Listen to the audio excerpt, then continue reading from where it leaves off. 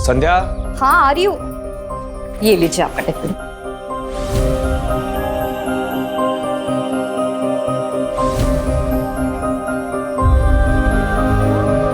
संध्या, इस घर में अकेली रह लोगी ना? ये शहर, ये जगह तुम्हारे लिए बिल्कुल नहीं है। शादी के पूरे 3 साल बाद मुझे अपना कहने को घर और संसार मिला है। आप यहाँ अकेले थे, वहाँ मायके में मैं अकेली थी। अब जाके हमारा अपना घर संसार शुरू हो रहा है। अब देखिएगा, मैं इस घर को ना बड़ी अच्छे से सजाऊंगी। फिलहाल तो ये घर किराए का है, लेकिन बहुत जल्दी अपना घर होगा। जैसा भी होगा, है तो अपना ही घर ना।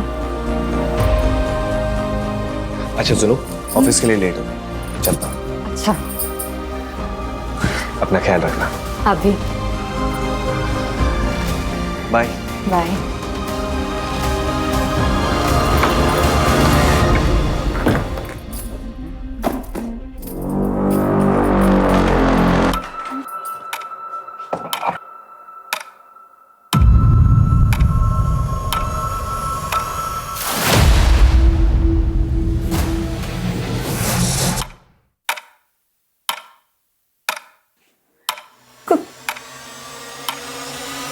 कौन है?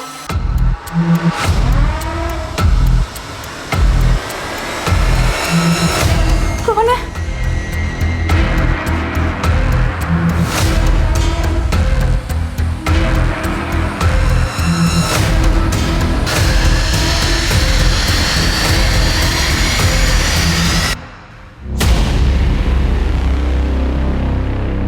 बहुत डर लगता है आपको? नहीं, तो प्रॉब्लम क्या है? डिप्रेशन। मर जाने को दिल करता। लाइफ की ये टेंशन मुझे बर्दाश्त नहीं हो रही है। आपके अंदर काफी कुछ दबा हुआ है जो आपको बाहर लाना होगा। मैं आपकी मदद करूंगा, जज भी नहीं करूंगा आपको। अरे बाबा, झगड़ा नहीं करूंगा। अच्छा तुम बैठो। अब बताओ क्या प्रॉब्लम है? दोपहर में मैं जब घर ठीक कर रही थी तो मुझे ऐसा लगा कि यहाँ कोई है। इस घर में आने जाने के 2 रास्ते हैं, एक बाहर की तरफ खुलता है और एक गार्डन की तरफ। और जैसा तुमने बताया कि दोनों दरवाजे बंद थे, इस शहर में नहीं, इस घर में भी तुम अकेली, सिर्फ तुम्हारा वहम होगा। एक काम करते हैं, तुम्हें चीयर अप करने के लिए एक पार्टी करते हैं।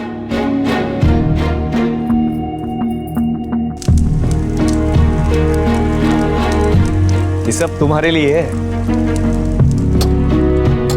इस हसीन पल को बहुत सुंदर और बनाने के लिए, आज की रात को अपनी लाइफ में संजो के रखने के लिए एक सेल्फी तो बनती है? हाँ।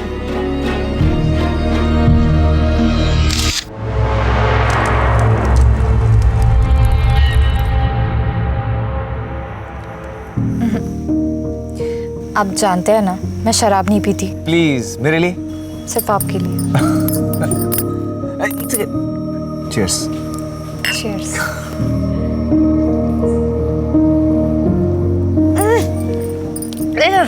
अब क्या हुआ? कड़वी लग रही है। कोशिश करो अच्छी लगे। अरे बॉटम सब, तुम तो मुझसे भी तेज निकली। एक और।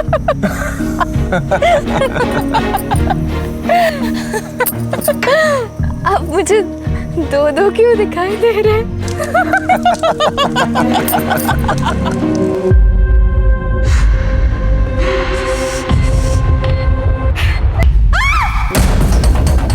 संध्या, क्या हुआ? सब ठीक तो है ना? यहाँ कुछ तो है। मतलब इस घर में कुछ तो गड़बड़ है। मुझे बहुत डर लग रहा है। ये सब तुम्हारा वहम है, कुछ भी नहीं है। देखो नहीं नहीं, कुछ है यहाँ पे, कुछ तो है। अच्छा अच्छा ठीक है, मैं हूं ना तुम्हारे पास। तुम सो जाओ, सो जाओ।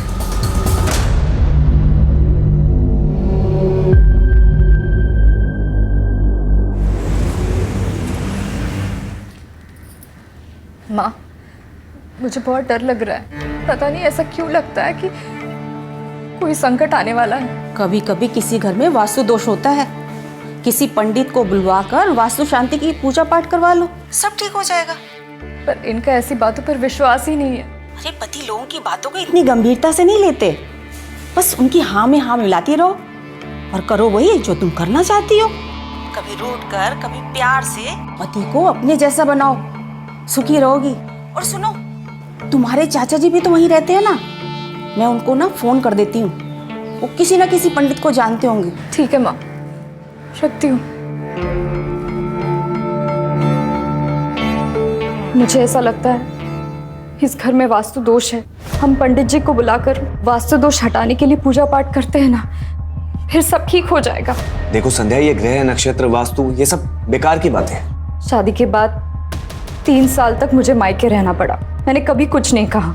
यहाँ आने के बाद भी मैंने आपसे कुछ नहीं मांगा। पहली बार मैं आपसे कुछ मांग रही हूँ, मना मत कीजिए। इस घर के वास्तु दोष को हटाने के लिए पूजा पाठ करते हैं ना, प्लीज मान जाइए।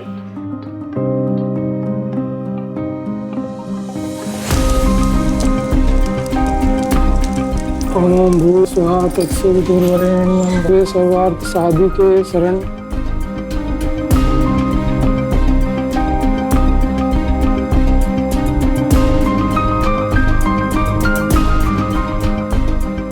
वास्तु दोष पूजा संपन्न हुई, अब कोई चिंता की बात नहीं है।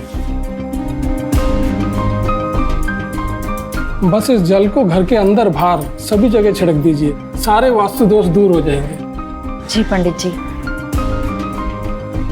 अच्छा यजमान, आज्ञा दीजिए। जी।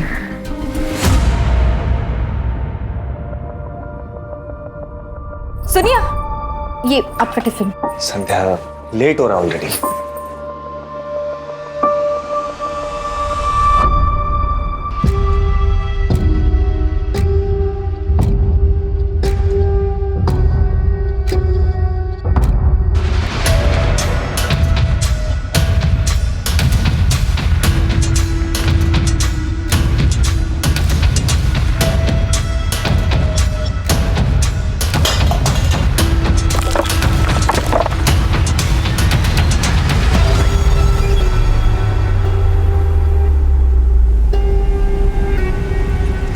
धक्के से कैसे टूट गया ये? हेलो, मैं संध्या बोल रही हूँ। यहाँ कोई मिस्त्री है क्या? हाँ, वो तंदूर ठीक कराना था।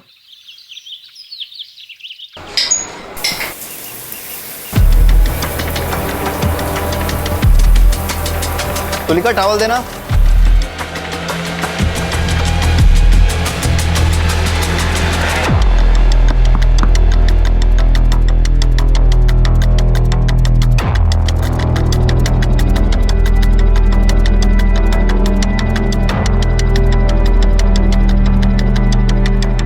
तुलिका, जब तक मैं घर वापस नहीं आता दरवाजा बिल्कुल मत खोलना।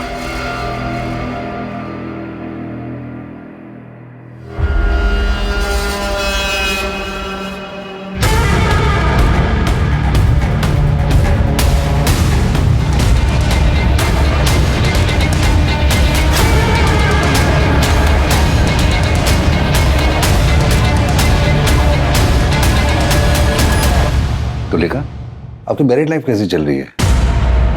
I mean love life. Married life और लव लाइफ बहुत अलग अलग होते हैं सर। मेरी शादी एक पैसे वाले अधेड़ उम्र के आदमी से हुई थी। हस्बैंड वाइफ का रिश्ता तो बस नाम का ही था।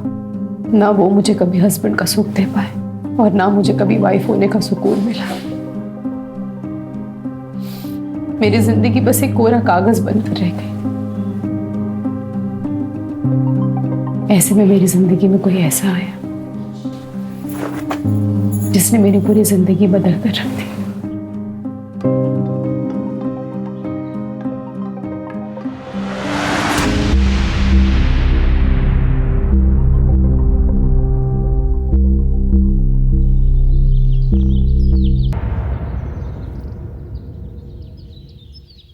ऐसे क्या देख रहे हो?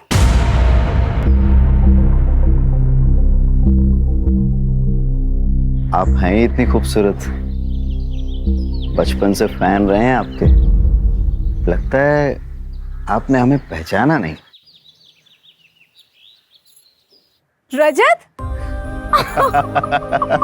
बाप रे, कितने बड़े हो गए तुम। नहीं। अरे वाह, मुझे तो नाश्ते पे किसी ने बुलाया ही नहीं। तुम कोई मेहमान हो क्या? फैमिली मेंबर हो, हक से बैठो और हक से खाओ। अरे वाह, आपके हाथ के बने खाने का स्वाद तो पूरी दुनिया में कहीं नहीं मिल सकता। एक और दो, एक और दो, एक और दो।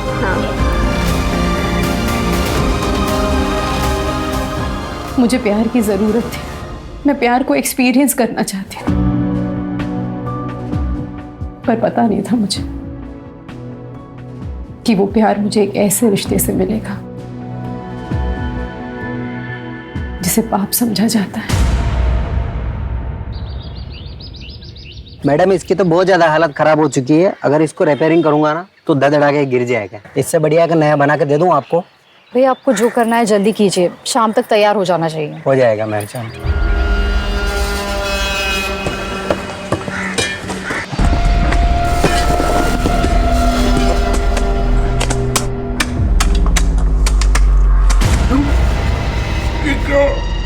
मैडम को बुला ले। देखने में तो लाश 8-9 महीने पुरानी लग रही है। तो लाश तो आधी से ज्यादा डिकम्पोज हो चुकी है। कौन रहता है इस मकान में? मेरा नाम है श्याम श्रीवास्तव। ये आप ही का मकान है? नहीं सर, हम तो किराए पे रहते हैं सर। इसके मालिक तो बगड़िया जी है। मैंने उन्हें फोन किया, वो आते ही होंगे। कब से रह रहे हैं किराए पे यहाँ? सर 7 महीने हो गए। मेरी वाइफ तंदूर का काम करवा रही थी सर, धुलाई करवाई तो नीचे लाश निकली। इस तंदूर का इस्तेमाल करते थे आप लोग? हाँ सर, अभी कुछ दिन पहले किया था सर। वो ये फोटो भी खींची थी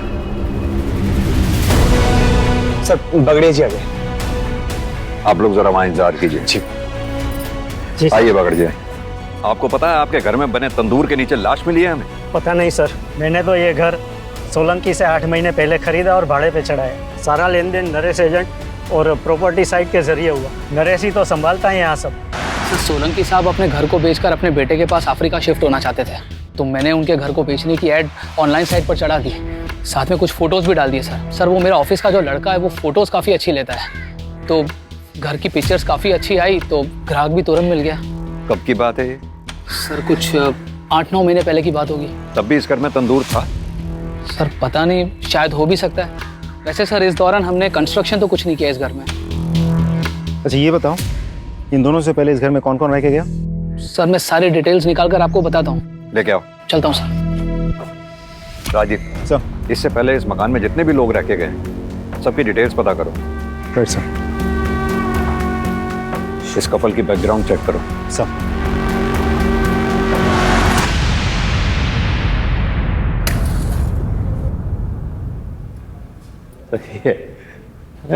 अरे वाह, शादी के 3 साल होने के बाद भी इतना प्यार कैसे कर लेते हैं? अरे भाई करना ही पड़ता है। पत्नी से प्यार नहीं करेंगे तो घर गृहस्थी का पंचनामा बनवाना है क्या? और इनसे प्यार करने के अलावा हमारे पास कोई और रास्ता है क्या? अरे भाई जरा संभल के। आपको पता है ना, आप हमारी मासी के बारे में बात कर रहे हैं। चांद निकल आया। हाँ चलो, चांद निकल आया। आओ।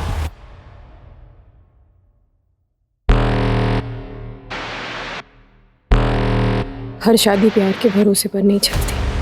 कुछ शादियां मजबूरी की वजह से चलती रहती हैं। अगर आपकी शादी में सब कुछ ठीक ठाक था, तो ऐसी कौन सी मजबूरी थी जो आपको परेशान कर रही थी? मजबूरी नहीं सर, ज़रूरत। मेरे पति का पहला और आखिरी प्यार उनका बिजनेस और पैसा ही है। मेरी ज़रूरतों का तो उन्होंने कभी ख्याल ही नहीं रखा। अपनी इच्छाओं को दबाने के लिए रोज रात को ठंडे पानी से नहाना पड़ता था सर। और ऐसे ही एक रात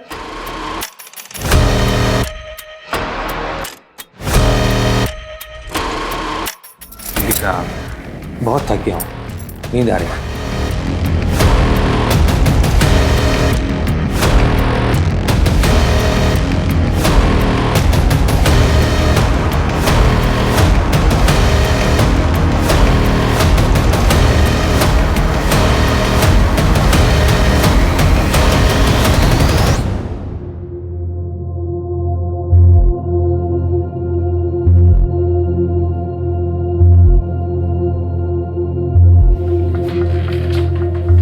सुनिए, आप इतनी रात को नहा धोकर? तुम नहीं समझोगे। पढ़े लिखे हैं हम, सब समझते हैं और आपकी तकलीफ भी समझते हैं, लेकिन आप फिक्र मत कीजिए, हम हैं ना।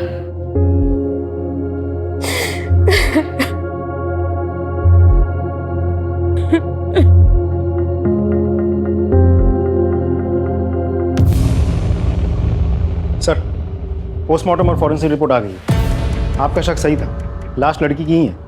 मौत करीब 7 से 8 महीने पहले हुई है। उस दौरान किसी लड़की की मिसिंग कंप्लेंट आई थी क्या? एक औरत ने मिसिंग कंप्लेंट लिखवाई थी सर, लेकिन सर वो औरत कुछ दिनों के बाद वापस आई और मिसिंग कंप्लेंट वापस ले लिया। मिसिंग कंप्लेंट की किसने थी? सर उसका नाम तबस्सुम जहां है। और मिसिंग कौन हुआ था? सर तबस्सुम जहां की भांजी, उसका नाम गजरा है। ये तबस्सुम का पता निकालो और उसे पूछताछ करो। लेकिन सर जो तबस्सुम जहां का एड्रेस है वो रेड लाइट एरिया का है सर। साहब उस घर में ना कुछ बाराती रुके हुए थे, नाच गाने की फरमाइश थी, तो मैंने अपनी एक लड़की गजरा को वहाँ भेज दिया, पर वो वापस आई ही नहीं। तो फिर मैंने पुलिस थाने जाकर रिपोर्ट लिखवा दी। फिर वो दूसरे दिन ही वापस आ गई, पूरा बाटली मार के बेवड़ी पड़ी थी। फिर जैसे ही उसको होश आया तो वो घर पे आ गई। फिर मैंने भी थाने जाकर रिपोर्ट वापस ले ली। गजरा है कहाँ, बुलाइए। उसे टीबी हो गया था ना साहब, तो नाच गाना छोड़ के वो अपने गाँव चली गई। उसका फ़ोन नंबर दीजिए। नंबर था साहब, लेकिन मोबाइल मैंने दिया था ना उसको, तो जाते समय वो मोबाइल दे के गई। ठीक है, तो पुराना वाला नंबर दे दीजिए। साहब वो तो मैंने बेच दिया मोबाइल। घर का पता तो होगा, वो दे दीजिए। मेरे पास नहीं है साहब। राजीव, दाल में कुछ काला है। गजरा को ढूंढो पहले तो। और हाँ, इस तबस्सुम की भी डिटेल्स निकलवाओ।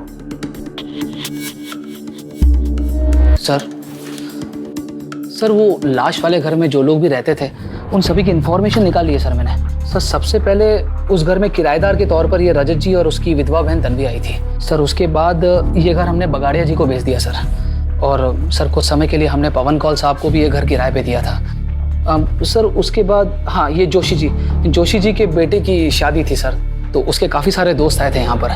रजत और उसकी बहन की डिटेल्स? सर एक्चुअली वो डायरेक्ट पार्टी थी सोलंकी जी की, तो उन्हीं के पास सारी डिटेल्स होगी। लेकिन हाँ सर, मैंने हाँ रजत जी का फ़ोन नंबर निकाल लिया सर उनके पड़ोसियों से। सर मेरे बेटे के 2-3 दोस्त रुके थे उस घर में।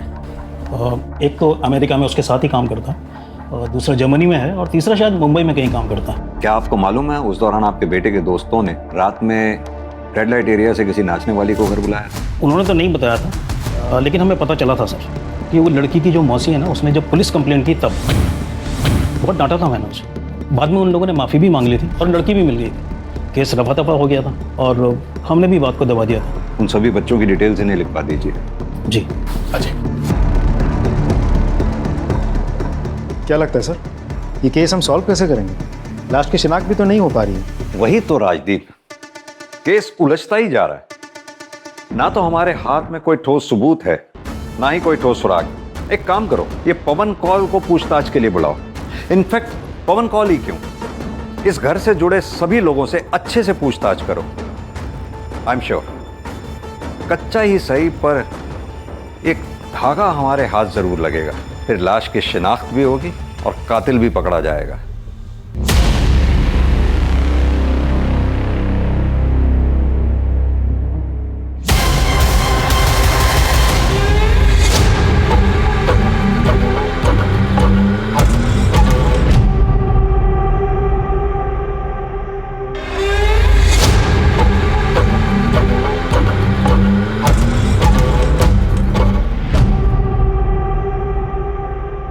सर हमारा एक और फ्रेंड था समीर, काफी टाइम से उससे कोई कांटेक्ट नहीं हुआ है। वो शायद मुंबई में रहता है सर। कौन से कॉलेज में पढ़े हो आप लोग? Sir city college sir. City college से समीर का एड्रेस लो और समीर की सारी डिटेल्स निकालो। Right sir. फंक्शन के दौरान जिस घर में तुम्हारे दोस्त रुके थे, उस घर में बने तंदूर के बारे में कुछ जानते हो? नहीं सर, हम तो ऑल द टाइम हॉल में ही थे, वहां जाने की कोई नीड ही नहीं पड़ी सर हमें। जरूरत पड़ी तो फिर बात करेंगे तुम्हारे साथ। सर शाम के बारे में सारी इन्फॉर्मेशन निकाल ली। 3 साल पहले शाम की शादी संध्या से हो तो गई थी, लेकिन इंटरेस्टिंग बात यह है कि साथ ही उसके ऑफिस कोलीग प्रीति के साथ उसका अफेयर भी चल रहा था। सर एक बात और, प्रीति ने भी 7 महीने पहले ही अपने ऑफिस से रेजिग्नेशन दिया था, और उसके बाद से अब तक ना किसी ने प्रीति को देखा है और ना ही प्रीति के साथ किसी की बातचीत हुई है। राजीव, ये प्रीति की डिटेल्स निकालो। अब समझ में आया, श्याम शादी के बाद 3 सालों तक अपनी वाइफ को मायके से वापस क्यों नहीं लेके आया? इस श्याम को भी लेके आओ। सर, ये बात सच है कि सर प्रीति से मेरा अफेयर चल रहा था, लेकिन बड़े ही रिस्पेक्ट और रिगार्ड के साथ हम दोनों अलग हो गए। अब प्रीति कहाँ है? सर मुझे नहीं पता सर। सर उसका फोन भी बंद आ रहा है सर। उसने अपना सोशल मीडिया से अकाउंट भी डिलीट कर दिया। सर तेरे घर में तंदूर के नीचे जो लाश मिली वो कहीं प्रीति की तो नहीं है? सर नहीं, ऐसा नहीं हो सकता सर। मैं प्रीति से बहुत प्यार करता हूँ सर, मैं उसे क्यों मारूंगा?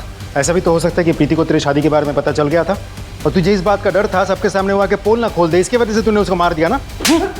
सर मैं सच कह रहा हूँ सर। मैंने कुछ नहीं किया सर। सर, इसके फोन से प्रीति की फोटोग्राफ्स लो, उसका नंबर लो और उसे कांटेक्ट करो। फोन दे। सर, नंबर तो डज नॉट एग्जिस्ट बता रहा है। प्रीति का फोन बंद होने से पहले कहां पे एक्टिव था, उसकी लास्ट लोकेशन पता करो, उसके कॉल डिटेल रिकॉर्ड्स भी निकालो, प्रीति के ऑफिस के रिकॉर्ड से उसका परमानेंट एड्रेस भी पता करो। सर फोन कॉल आए हैं। बुलाओ उन्हें। जी सर। देखिए सर, मेरे बेटे के जन्म संस्कार का फंक्शन था, बहुत सारे रिश्तेदार आए थे, इसलिए मैंने वो घर कुछ दिनों के लिए किराए पर लिया था। आपके रिश्तेदार जो उस घर में ठहरे थे, क्या उनमें कोई महिला भी थी?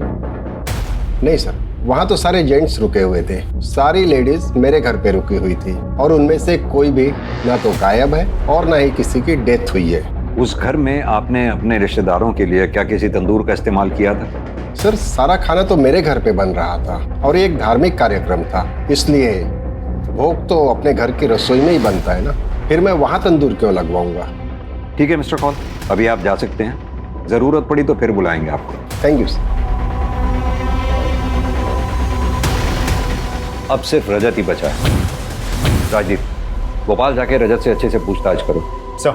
शुक्ला, प्रीति के पेरेंट्स का पता लगाओ और प्रीति के बारे में पूछताछ करो। Right sir.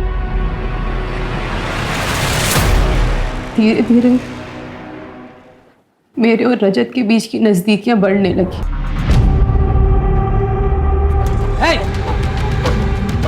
क्या करो तुम लोग? हैं? मेरे घर में तू साल उन्होंने मुझे बहुत मारा पीटा, बहुत। प्रीति ने तो हम सबसे ही रिश्ता तोड़ दिया है।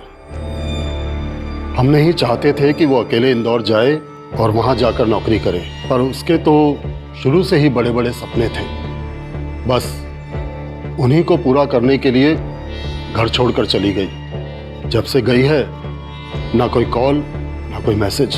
देखिए, हमें एक लाश मिली, बॉडी की शिनाख्त के लिए हमें आप दोनों लोगों के डीएनए सैंपल की जरूरत है।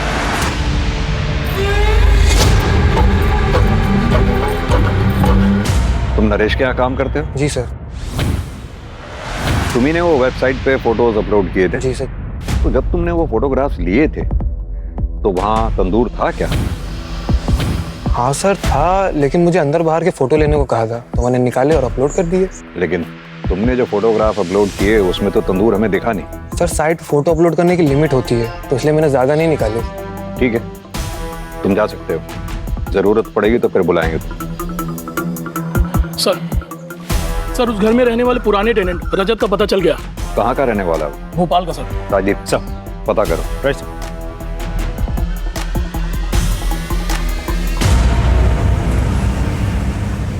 हाँ सर, हम वहीं पे रहते थे अपनी बहन के साथ।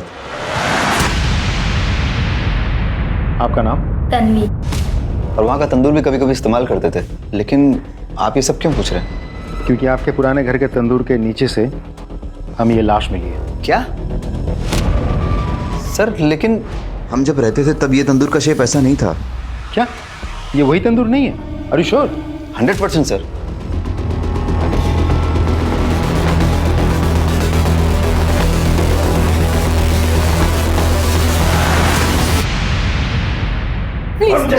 रजत ने राजदीप को बताया कि उसने पिक में जिस तंदूर की फोटोग्राफ देखी वो वैसी नहीं है जैसी उसने उस घर में देखी थी। यानी कि ये जो कुछ भी घटना घटी है वो रजत के मकान छोड़ने के बाद घटी है। उस एरिया के आसपास जितनी भी बिल्डिंग मटेरियल शॉप्स हैं वहां पता करो कि पिछले 7-8 महीनों में ये हमारी सस्पेक्ट्स लिस्ट में से क्या कोई ऐसा है जिसने तंदूर बनाने जैसा सामान, सरिया, चूना, सीमेंट इत्यादि, और सबसे इंपॉर्टेंट GT ब्रांड की ईंटें जो हमें मौकाए वारदात से मिली थी, खरीदी हैं। हर एरिया में एक वॉचमैन होता है। वॉचमैन को पता होता है उस एरिया की एक्टिविटीज के बारे में। इस एरिया के वॉचमैन से बात करो, देखते हैं क्या बताता है।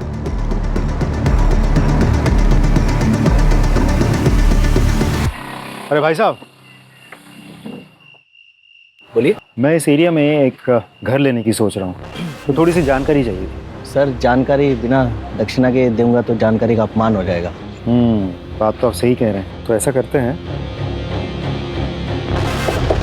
अब बात करें? हाँ हाँ साहब, अब तो बात हो सकती है। मैंने इस एरिया में एक घर देख रखा है, लेकिन सुना है कि उसके पड़ोस वाले घर में कुछ भूत भूत का चक्कर है। अरे सर, आप बात तो सही कह रहे हैं, लेकिन भूत भूत कुछ नहीं होते। लेकिन हाँ, उस घर में ना खेल बहुत होते थे। वो एजेंट नरेश है ना, उसी के हाथ में था भाड़े से ये घर। जब कोई भाड़े वाला रहने को नहीं आता है तो नरेश क्या करता है कि कुछ लड़कियों को लेके उधर आता है। अच्छा एक बात बताओ, नरेश ने उस घर के गार्डन में कभी कंस्ट्रक्शन का कोई काम करवाया था? वो एक नंबर का कंजूस है, एक दमड़ी नहीं खर्च करता है। लेकिन हाँ, जब लड़की की बात आती है ना तो उसकी जेब से धड़ाधड़ नोट निकलते हैं। अच्छा। हाँ। मैंने क्या किया सर? मैंने कुछ नहीं किया सर। मैं सब बताता हूँ सर, मैं सब बताता हूँ सर, सब बताता हूँ सर। राजदीप,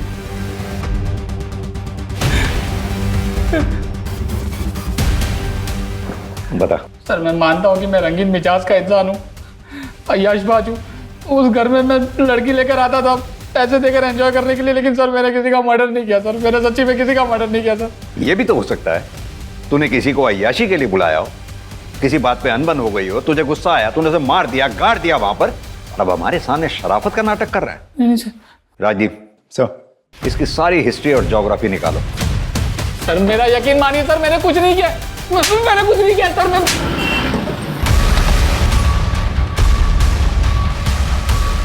सर यही है GT2 को सप्लायर। हाँ सर, क्या चाहिए आपको? पिछले 8-9 महीनों में आपकी दुकान से किस किस ने कंस्ट्रक्शन मटेरियल खरीदा है, जैसे कि इस तरह की ईंटें? सर हमारे पास हर खरीद का रिकॉर्ड रहता है। मैं जितने जल्दी हो सके आपको सब डिटेल पहुंचा दूंगा। ठीक, thank you. Sir forensic report आ गई है सर। सर डेड बॉडी की उंगलियों में कुछ बाल फंसे हुए थे सर, लेकिन उन बालों का DNA डेड बॉडी के साथ मैच नहीं कर रहा सर। वो बाल जरूर उस कातिल के होंगे। एक काम करो, नाखून से मिले बालों का DNA हमारे केस से जुड़े सारे सस्पेक्ट्स के DNA से मैच करके देखो, जरूर उस कातिल के होंगे। और वो रेड लाइट एरिया वाले खबरी के बारे में कुछ पता चला? सर वो अभी मुंबई गया हुआ, आज शाम को वापस आएगा सर। ठीक सर। बताओ अब्दुल, क्या खबर है? गजरा वापस तो नहीं आई थी, पर पता नहीं तबस्सुम सबसे कहती फिर रही थी गजरा वापस आ गई। सुनने में ये भी आया है तबस्सुम ने गजरा का सच छुपाने के लिए काफी मोटी रकम ली है। हाँ साहब, ये बात सच है कि जोशी ने मुझे बहुत सारे पैसे दिए गजरा का केस वापस लेने के लिए। ये भी झूठ बुलवाया कि उसे TB हुआ है और वो वापस अपने गांव लौट गई है। ये सब उन लड़कों की वजह से हुआ है। खानदान के नाम पर कालिक पुत जाती, इसलिए हमने तबस्सुम को लाखों देकर उसका मुंह बंद करवाया। हुआ क्या था?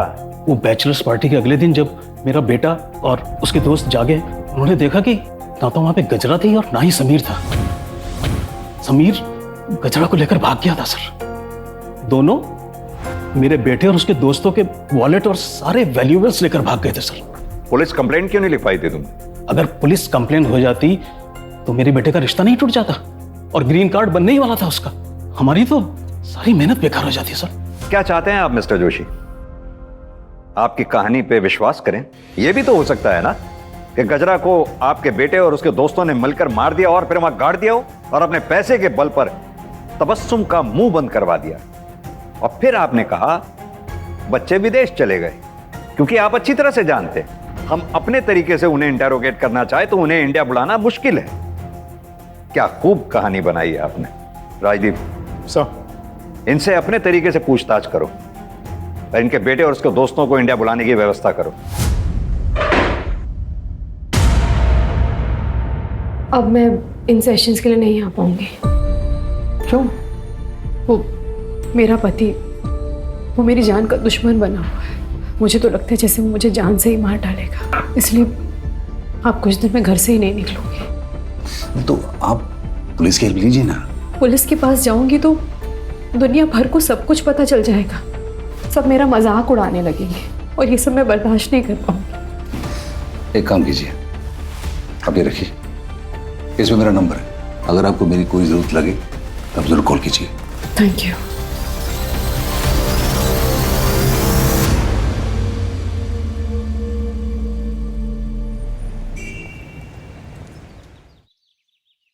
सर, समीर के आधार कार्ड नंबर से हमने मोबाइल ऑपरेटर से पूछताछ की है। एक नंबर मिल गया है जो समीर के आधार कार्ड पर रजिस्टर्ड था, लेकिन वो नंबर लखनऊ का है। हम लखनऊ पुलिस से कोऑर्डिनेट कर रहे हैं, बहुत जल्द वो हमारी गिरफ्त में होगा।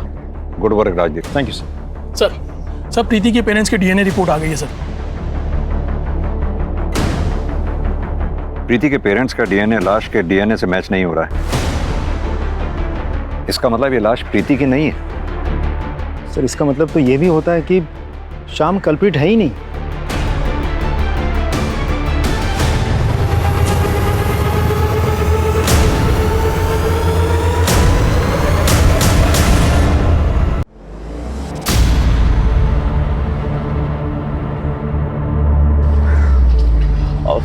सर, मैं हूं समीर। आप लोग मुझे ही ढूंढ रहे थे और ये है गजरा।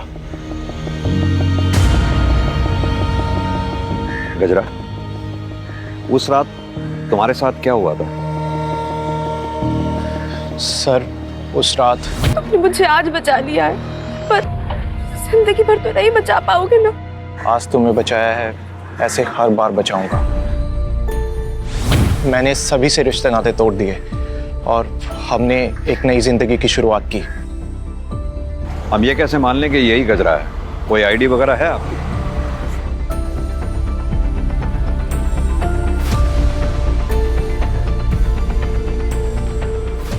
पता है समीर, रोजाना हम अपराधियों से घटिया लोगों से, जुर्म करने वालों से मिलते हैं, लेकिन तुम जैसे लोगों की वजह से ही इंसानियत जिंदा है। Proud of you.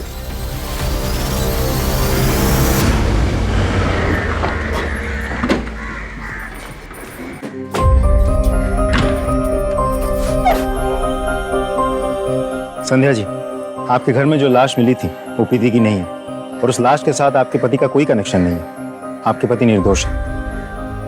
भगवान ने मेरी सुन ली। मैं पूरे 11 नारियल की पूजा करूंगी।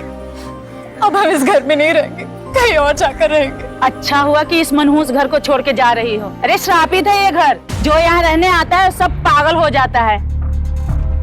चलो, देरी हो रही है। मैडम, एक्सक्यूज मी, एक मिनट। जी, आपने वहाँ ऐसा क्यों कहा कि इस घर में जो भी रहता है पगला जाता है? वो रजत था ना, पुराना टेनेंट, उसकी बहन तन्वी, उसका भी यही हाल हुआ था। एक दिन मार्केट में मैंने बड़बड़ाते देखा था उसको। नहीं, तन्वी, अपनी क्या हालत बना रखी है तूने? चल मेरे साथ चल। वो तन्वी थी ना, वो बहुत बड़ी डिप्रेशन में चली गई थी। मैंने उसको साइकेट्रिस्ट से मिलने का सलाह दिया था, नंबर भी दिया था। 1-2 सेशन की, उसको सुधार आने लगा था और उसके बाद छोड़ दी। ये देखिए, मुंह पे निखार भी आने लगा था। तभी टाइम का वो फोटो है ये।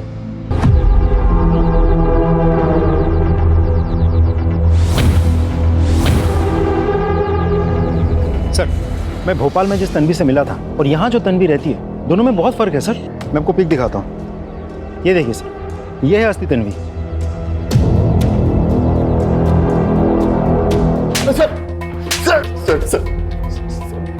सर मैं सच कह रहा हूँ सर, मुझे नहीं पता कि तन्वी कहाँ है। मुझे लगा आप लोग मुझ पर शक करेंगे, इसलिए मैंने अपनी गर्लफ्रेंड को तन्वी बनाकर पेश कर दिया। तुझे कैसे नहीं पता कि तेरी बहन तन्वी कहाँ है? बोल। सर वो हमारा झगड़ा हो गया था, उसके बाद से मैंने कोई कांटेक्ट नहीं रखा उससे सर मैं सच कह रहा हूँ सर।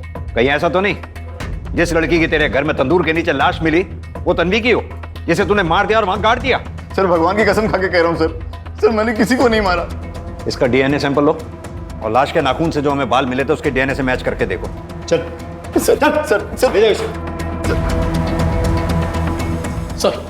सर साइकेट्रिस्ट विनीत आए जो तन्वी का इलाज कर रहे थे।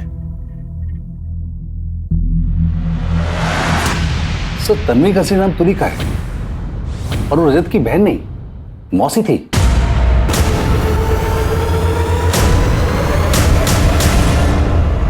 सर तुलिका को ये डर लग रहा था कि उसका हस्बैंड कहीं उसको मार न डाले, और हमारे लास्ट सेशन में तो वो ये भी कह रही थी कि वो कई दिनों तक घर से बाहर निकलेगी थी। मेरा पति वो मेरी जान का दुश्मन बना हुआ है, इसलिए आप कुछ दिन में घर से ही नहीं निकलूंगी। एक्चुअली डर के मारे उसकी हालत काफ़ी ख़राब हो रही थी। ठीक है डॉक्टर साहब, आप जा सकते हैं। Thank you. सर मैं बताता हूँ सर मैं बताता हूँ सर। बता। सर तुलिका मुझे बहुत अच्छी लगती थी सर। फिर हमारा अफेयर शुरू हुआ और फिर हम दोनों घर छोड़कर भाग गए सर। लेकिन सच कह रहा हूँ सर मैंने किसी को नहीं मारा सर। मैंने तुलिका किसी को नहीं मारा। तुलिका तेरी मासी है या कुछ और? इसकी असलियत तो तेरी माँ ही हमें बताएगी। अपनी माँ का नंबर और पता दे। दे दो। मर गए दोनों मेरे लिए, मुंह दिखाने लायक नहीं छोड़ा। देखिए हम आपकी परेशानी समझ सकते हैं, लेकिन आपके बेटे रजत और तुलिका ने आपके साथ जो किया वो गलत था। लेकिन हमें शक है कि हमने जिस लाश को बरामद किया है वो आपकी बहन तुलिका की ही है, और वो तभी साबित होगा जब उस लाश का डीएनए आपके साथ मैच होगा। दरअसल तुम तुलिका से नफरत करते थे, इसलिए तुमने तुलिका को मार डाला। नहीं सर, मैं तुलिका को मारना तो चाहता था, तो मेरे हाथों मरने से बच गई। शुक्ला, इनका डीएनए सैंपल लो। लाश के नाखून पे जो बाल मिले थे उनके डीएनए से मैच करके देखो। सर मौका वारदात में मिली उन ईंटों को लेकर हमने गहरी छानबीन की। उस तरह की ईंटें उन 3 महीनों के अंतराल में करीब 40 मिस्त्री और कॉन्ट्रैक्टर को बेची गई थी। हमने सबसे पूछताछ की, लेकिन किसी का भी कंस्ट्रक्शन का काम तब नहीं चल रहा था जब हमें उस तंदूर के नीचे गड़ी लाश मिली थी, सिर्फ एक को छोड़कर। कौन है वो? सर मिस्त्री रमेश, लेकिन वो फरार है। सर हमें लुकआउट नोटिस जारी करना पड़ेगा। आओ। सर डीएनए रिपोर्ट्स आ गई हैं, ये रही सर। सर डेड बॉडी के साथ मिले बालों का डीएनए किसी भी सस्पेक्ट के साथ मैच नहीं कर रहा सर, लेकिन सर रजत की मां का डीएनए डेड बॉडी के साथ मैच हो गया। यानी कि लाश तुलिका की ही है। ये तुलिका के कॉल डिटेल रिकॉर्ड्स निकलवाओ। Right sir. सर मिस्त्री रमेश के बारे में पता चल गया, दीवार में कहीं छुपा बैठा है। ले आओ उसे। सर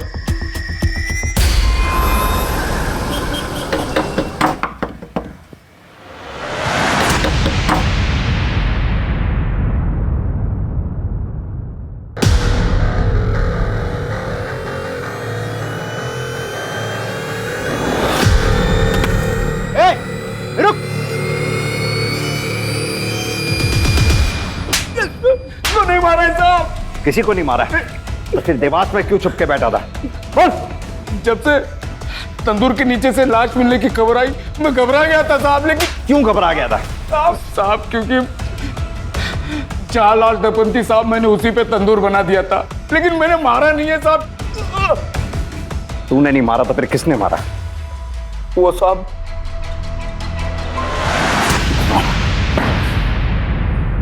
मैंने कोई मर्डर नहीं किया है।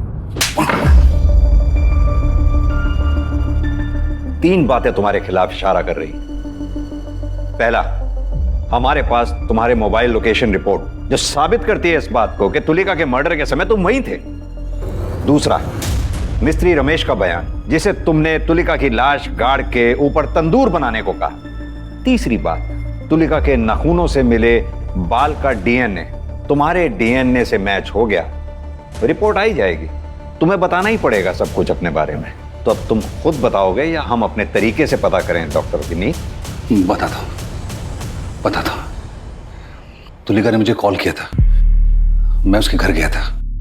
ये सब मेरे साथ क्या हो गया?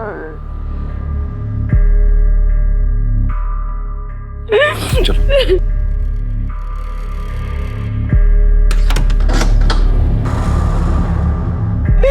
सबने मुझे धोखा दिया, सब मुझे चुप कर चले, मैं बिल्कुल अकेली हो गई। तुम ऐसा क्यों कह रही हो कि तुम अकेली रह गई? मैं हूं ना तुम्हारे साथ, तुम्हारा ख्याल रखूंगा, तुम्हारा ध्यान रखूंगा, तुम्हारे साथ रहूंगा। तुम चिंता मत करो। कि कैसी बातें कर रहे हैं आप डॉक्टर हैं मेरे। तुलिका मैं तुम्हारा डॉक्टर हूं, तुम्हारे सारे राज जानता हूं।